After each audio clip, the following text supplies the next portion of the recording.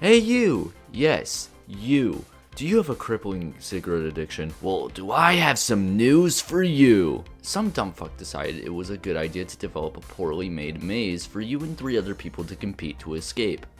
Only one leaves. If you don't manage to make it out, well, let's not think about that. PSAs are nothing new, especially ones about smoking and vaping. But instead of being a strange and annoying commercial on TV or an ad on YouTube, they decided to become a video game. This is also not something new. It's just not that common. I mean, JonTron covered those anti-drug games almost a decade ago. And this one, to my knowledge, is one of the most recent ones. If I am wrong, please don't correct me. I don't want to have this knowledge. This game is called One Leaves, released from what I'm seeing in 2019, apparently developed by Wahoo Studios, best known for making Hasbro Family Game Night for the Game Show. And this was actually their last and most recent game they have made. Honestly, let's keep it that way. It kind of just appeared out of thin air. I remember seeing a commercial for this game years ago, and yeah, it is truly the commercial of all time. It didn't make me want to play the game, but it definitely did something.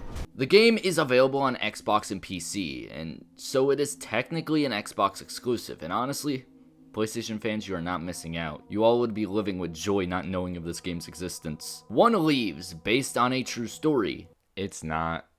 The main menu for this game, God, is it so bad. It looks like something I can make in Photoshop in like 5 minutes. Actually getting into the game, good God, this is one of the worst looking games I've ever seen. Graphics are on high, by the way. You are in a cage with 3 other people. A guy tries talking to you, and he sounds like me when I try to make an attempt to sound like a smoker. And he basically just sounds like really edgy and telling you that you need to escape, and that's about it. So your goal is to escape. As the title suggests, only one leaves. I know, earth-shattering stuff. The gameplay loop is basically just run around and do some puzzles in an attempt to escape. Originally, I thought the other 3 competitors would be random online players, however, no, they are just NPCs that you can see appear in the game every now and then, which honestly makes it even worse. It would have been way better if it was online multiplayer. However, I don't think the developers of the game could do that. Also, apparently each run is a different layout. The game, also, alongside being boring and looking awful, it runs like ass. Both the Xbox and the PC version of the game do not run good at all. They cannot keep a stable frame rate, and even when they can, it's not even the bare minimum. It's like less than 30. The game is not good in the slightest. It's not even boring. It's just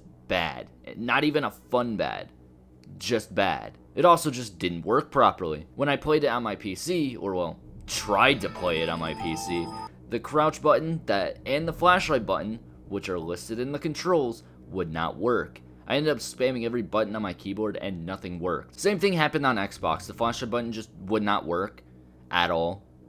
And other puzzles in the game just would not work for me. This feels like a game that was made by one guy that you would find in the depths of Steam. But no, apparently it was made by a team. Not a very notable team, that is. The only redeeming quality about this game is that it's free. There is a total of like 4 different locations in the game, one of which you shouldn't even reach. You have a school because, yes guys, I too played Silent Hill Homecoming. There's a hospital, a sewer where you see some monstrosities, and some dingy ass room. They all look like places ripped out of Silent Hill games and just made worse. By the end of the game, if you successfully escape, you just walk outside to then get hit with a flashbang. And if you fail to escape, you end up in this dingy ass room over here, which just looks like a crack den, and you get told you got cancer and all that, and outside that window, I think that's a tumor. I do like the message the game is trying to lay out, you know, smoking bad. But honestly, the game is so bad, it made me want to go have a smoke the moment I dropped it. Now, is the game as bad as your average mascot horror game? Oh, it is 1000% worse. At least Garden of Banban is funny. There really isn't much else to this game. Again, the message is good, although a bit ham-fisted. Like, yeah, smoking is bad.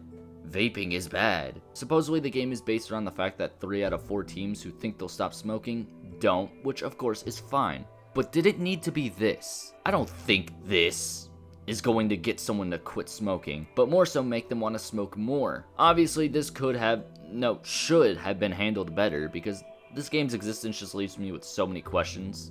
Like, why does it exist? Why is it a horror game? Why does it look like knockoff Silent Hill? Why is it so ass? Also, I found out this game has a wiki on fandom. I bet everything on here is a lie. The concept of this game really isn't bad. I don't really like it, but I can see a really tiny bit of potential in it. But it was executed so poorly.